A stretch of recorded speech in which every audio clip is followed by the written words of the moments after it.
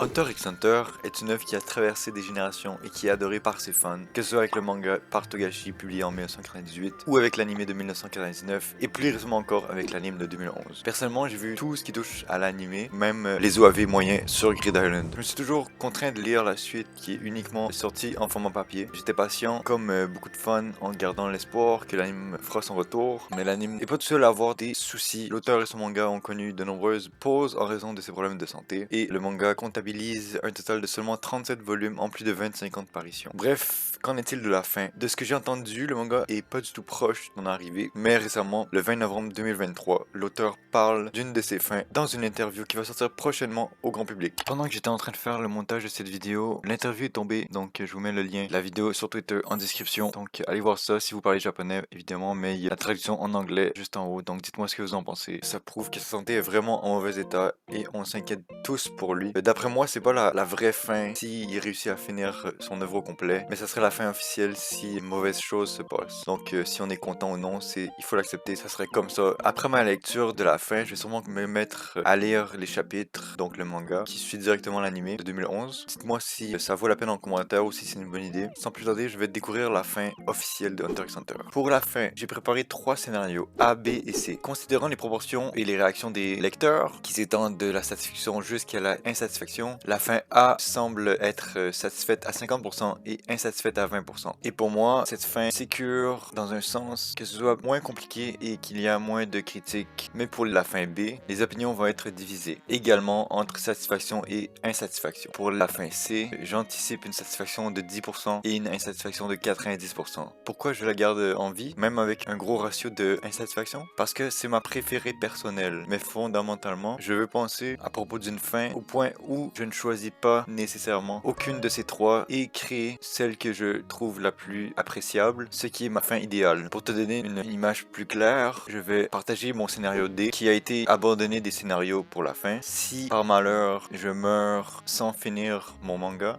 considérez-le comme la fin du manga officiel. Je serais content que vous m'y pardonniez pour ça. Donc, ça c'était Togashi pendant l'interview et la fin révélée, donc la fin D.